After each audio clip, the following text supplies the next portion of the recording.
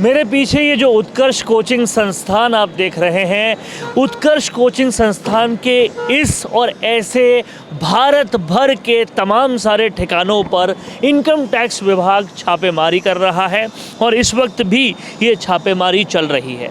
इस वीडियो के ज़रिए हम समझने की कोशिश करते हैं कि हमारा प्रशासन कहाँ पर और किस जगह पर त्वरित गति से काम करता है। ये उत्कर्ष कोचिंग संस्थान है। यहाँ पर बता रहे हैं कि लगभग 800 करोड़ से ऊपर के घपलों की जांच हो रही है। सूत्रों के हवालों से ये खबरें मिल रही है। साथ ही साथ ये कहा जा रहा है कि जो एडमिशन हो रहा है लोगों का, वो एडमिशन सीधा उत्कर्ष कोचिंग संस्थान की बुक्स में न दिखाकर किसी ट्रस्ट में दिखाकर इनकम टैक्स बचाया जा रहा है। और भी बहुत सारी चीज़ें यहाँ सामने आ रही थी जिसके बिना पर ये आईटी रेड की गई है। अब सवाल यहाँ पर ये उठता है कि जितनी त्वरित गति दिखाई है प्रशासन ने इस इनकम टैक्स रेड पर, क्या उतनी त्वरित गति पेपर लीक के मामलों में दिखाई? क्या उतनी त्वरित गति एसआई भर्ती में जो घपला हुआ उन मामलों में दिखाई? समझने वाली बात यह है कि अगर कलाम कोचिंग पर भी इनकम टैक्स रेड पड़ी थी तो उसका नतीजा क्या निकला? समझने वाली बात यहाँ पर यह है कि एक कोचिंग संस्थान जो बच्चों को पढ़ा रही है, उनको इम्तहान देने के लिए तैयार कर रही है, वहाँ पर घपला पाते ही आपने त्वरित गति से समाधान करने के लिए यहाँ रेड कर दी। उसका नतीजा निकलता है नहीं निकलता है वो अलग बात है, लेकिन पेपर लीक हो रहा है उस पर कोई कार्रवाई नहीं हो रही। उनके जो बड़े बड़े मगरमच्छ हैं उनको पकड़ा नहीं जा रहा। एसआई भर्ती में घपला हो रहा है, वहाँ गांव से माँ बाप ने अपने बच्चे भेजे हैं, पेट काट कर पर भेजे हैं, लेकिन उस पर कोई कार्रवाई नहीं हो रही। आज भी जो पेपर लीक करके फर्जी तरीके से एसआई भर्ती में भर्ती हो गए, वो सारे लोग बदस्तूर काम कर रहे हैं। लेकिन यहाँ उत्कर्ष कोचिंग का मामला जैसे ही पनपा वैसे ही कुछ दिन में ही कार्रवाई हो जाती है। तो प्रशासन की ये कार्रवाई वहीं क्यों होती है जहां मोटी कमाई नज़र आ रही हो, वहां क्यों नहीं होती जहां सच में बहुत सारे लोगों के साथ, बहुत सारे छात्रों के साथ बुरा हुआ है।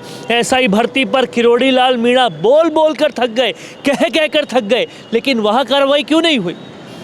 क्यों नहीं? अगर आपके पास सबूत है कि पिछली सरकार ने पेपर लीक के मामले में बड़े बड़े मंत्री इन्वॉल्व हैं, तो उन पर कार्रवाई क्यों नहीं हुई? सरकार ने अपनी 1 साल की एनिवर्सरी मना ली, लेकिन वो कार्रवाइयाँ नहीं हुई।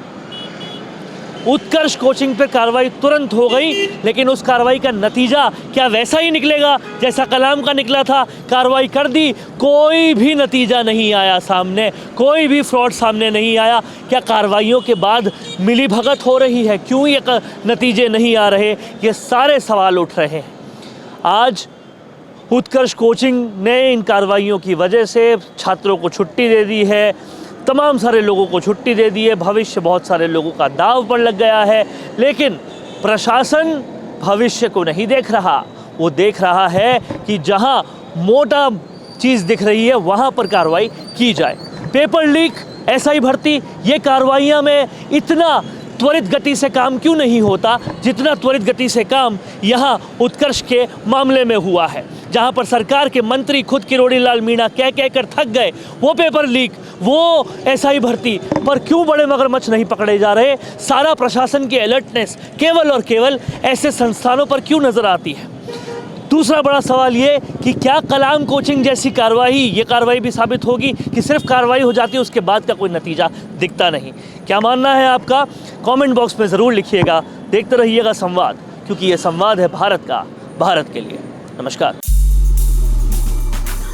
बोरिंग वीडियोस को नेक्स्ट लेवल पे ले जाना चाहते हो, लेकिन कैसे?